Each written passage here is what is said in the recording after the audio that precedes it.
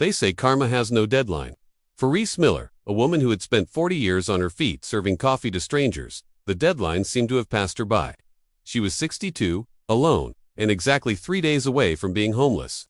She sat on her rotting porch, waiting for the sheriff to come and put her things on the curb. But when a sleek black Phantom Rolls-Royce pulled up onto her cracked driveway, Ree didn't think it was a miracle. She thought it was the police coming to arrest her. She was wrong.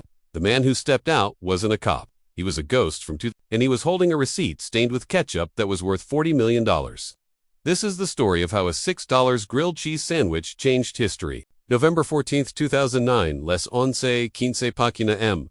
The rain in Akron, Ohio, doesn't wash things clean. It just makes the grime slicker.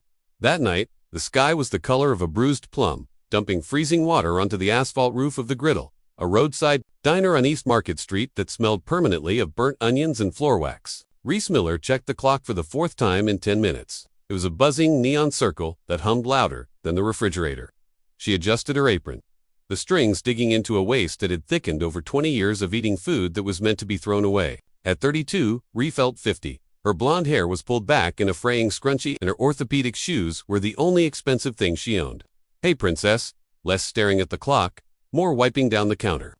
"I'm not paying you to meditate." The voice grated against Reese's spine like sandpaper. It belonged to Ed, Big Ed Kowalski, the owner of the Griddle. Ed was a man shaped like a thumb, with a temper shorter than his neck. He sat in the back booth, the one reserved for the boss, counting the till from the lunch rush, his greasy fingers snapping every bill. "I'm on it, Ed," Ree said, her voice raspy. She sprayed the laminate counter with blue disinfectant, wiping away the sticky rings left by coffee cups. Her mind wasn't on the counter. It was on the envelope, tucked into her purse in the locker. Room! The envelope was from the landlord, Mr. Henderson. It was pink, which seemed cruel for an eviction warning. She was 2 months behind. Her ex-husband Gary had skipped town 3 weeks ago, taking the savings, the TV, and strangely, the toaster, leaving Rye with nothing but a maxed-out credit card and a broken radiator in November. She had $14.50 in tips in her pocket. She needed $600 by Friday. The diner was empty, save for old man Jenkins in the corner, nursing a coffee he'd bought 3 hours ago. The jukebox was silent. The only sound was the relentless drumming of rain against the plate glass window and the sizzling of the grill where the cook, a silent chain-smoking man named Arthur, was scraping off carbon buildup. Ree looked out the window. The streetlights created blurry orange streaks on the wet glass.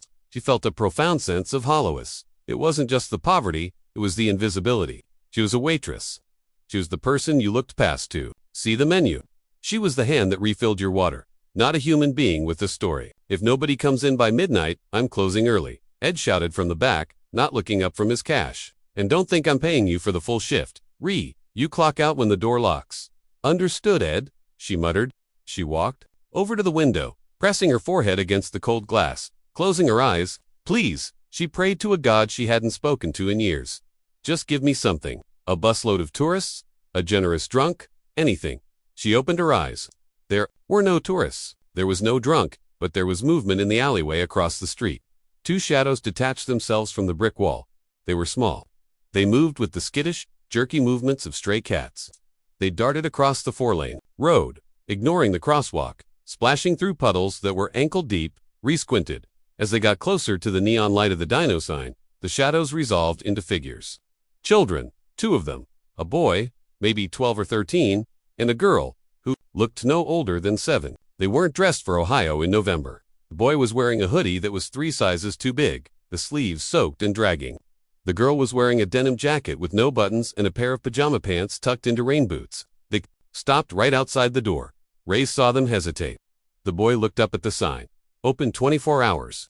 He looked at the girl who was shaking so violently her teeth were probably chattering. Though Reese couldn't hear it through the glass, he said something to her, pulled her hood up, and then, with a look of terrified determination, he pushed the glass door open. The bell above the door jingled, a cheerful sound that felt entirely wrong for the 2 ghosts who drifted in. A gust of wind followed them, blowing wet leaves across the freshly mopped linoleum. The temperature in the diner seemed to drop 10 instantly. Reese froze, the rag in her hand hovering over the counter. The boy stepped in front of the girl immediately, shielding her. His face was a map of grime.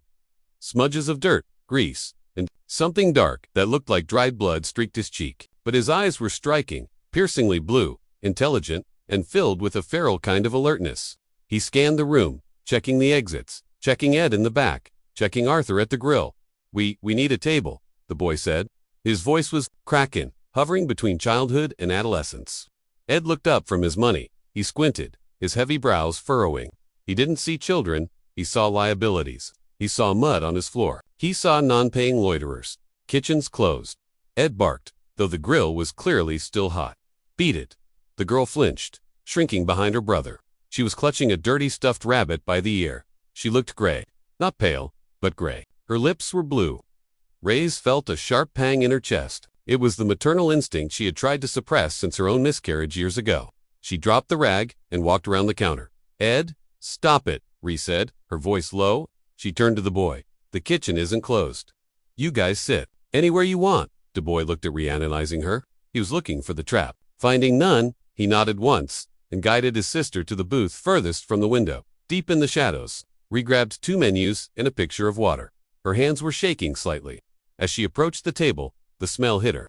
It was the smell of damp wool, unwashed bodies, and the metallic temps of fear. Here, Ree said, pouring 2 glasses of water. The girl grabbed hers with both hands and drained it in 3 seconds. Ray's immediately refilled it. Take your time. It's warm. In here, we don't have much money, the boy said abruptly. He reached into the pocket of his soggy hoodie and pulled out a handful of change. He placed it on the table with a clatter. Quarters, dimes, sticky pennies. We have $3.40. Ree looked at the pathetic pile of copper and silver. It wouldn't even cover a burger. I'm hungry. Leo, the little girl whispered. It was the first time she had spoken. Her voice was like dry leaves. I know, Mia, I know. The boy, Leo, whispered back, pushing the wet hair out of her eyes. We'll get something. Ray felt her heart breaking. She looked at the menu. The cheapest thing was the grilled cheese for $4.50. Fries were extra. I want the cheeseburger, Mia said, pointing at the picture. The cheeseburger platter was $8.95. Leo looked at the coins, then at the menu, then at Re. His pride was fighting a war with his desperation. She'll have the grilled cheese, just the sandwich. I'm not hungry. His stomach growled, a loud, angry sound that echoed in the quiet booth. He flushed red, looking down at the table. Ree closed her eyes for a second. He thought about the pink envelope in her purse. He thought about the $14.50 in tips. If she covered their meal, she'd be going home with practically nothing. She wouldn't be able to buy gas to get to work tomorrow. She'd have to walk 3 miles in the rain. She looked at Mia's blue lips. She looked at Leo's protective hand over his sister's. You know what? Ray said, forcing a smile she didn't feel. You guys are in luck. It's 9 Tuesday. Tuesday is kids. Eat free night. Spent special promotion. Management's idea. Leo looked up, suspicious. I didn't see a sign. We just started it. Haven't put the sign up yet?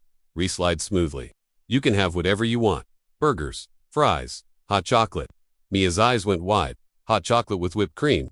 Double whipped cream, Ree promised. Hey! Ed's voice boomed across the diner. He was standing up now, waddling towards them. What are you doing, Ree? I heard that. There ain't no kids eat free night. Who do you think you are? Charity? Leo stiffened, sliding out of the booth to stand between Ed and Mia. He reached into his pocket again, and for a terrifying second, Ree thought he might have a weapon, but his hand just bowled into a fist. Ed stopped at the table, sneering at the coins. $3. That won't even cover the heat you're letting in. Get out now before I call the cops. And they are customers, Ed said, stepping in front of the table.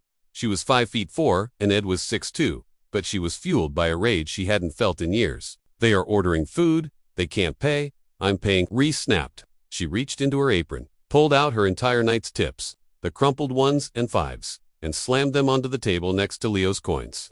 There, that's $15. That covers 2 burger platters and 2 hot chocolates. Now go sit down and let me do my job. The diner went silent. Arthur the cook poked his head out of the kitchen, watching. Old man Jenkins stopped drinking his coffee. Ed stared at the money, then at Re.